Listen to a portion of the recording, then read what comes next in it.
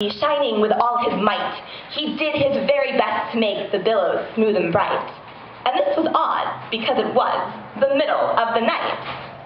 The moon was shining sulkily, because she thought the sun had got no business to be there after the day was done.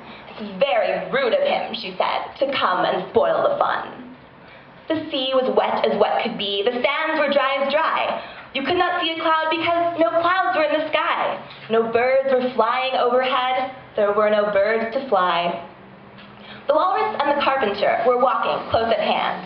They wept like anything to see such quantities of sand. "If this were only cleared away," they said, "it would be grand." "If 7 maids with 7 mops swept it for half a year, do you suppose," the walrus said, "that they could get it clear?" "I doubt it," said the carpenter, and shed a bitter tear.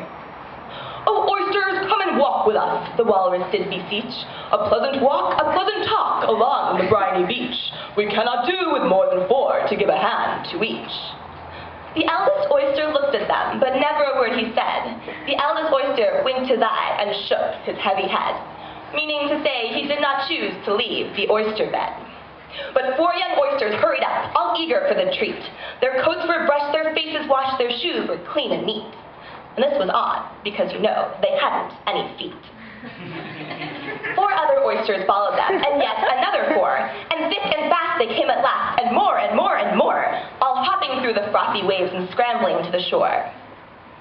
The walrus and the carpenter walked on a mile or so, and then they rested on a rock, conveniently low, and all the little oysters stood and waited in a row. "The time has come," the walrus said, "to talk of many things, of shoes and ships and sealing wax, of cabbages and kings, and why the sea is boiling hot, and whether pigs have wings." "But wait a bit," the oysters cried, "before we have our chat, for some of us are out of breath, and some of us are fat." "No hurry," said the carpenter. They thanked him much for that. "A loaf of bread," the walrus said, "is what we chiefly need. Pepper and vinegar besides are very good indeed. Now, if you're ready, oysters dear, we can begin to feed." "But not on us," the oysters cried, turning a little blue. "After such kindness, that would be a dismal thing to do." "The night is fine," the walrus said. "Do you admire the view? It was so kind of you to come, and you are very nice." The carpenter said nothing but, "Cut us another slice. I wish you were not quite so deaf I'd had to ask you twice." "It seems a shame," the walrus said, "to play them such a trick, after we've brought them out so far and made them trot so quick." The carpenter said nothing but,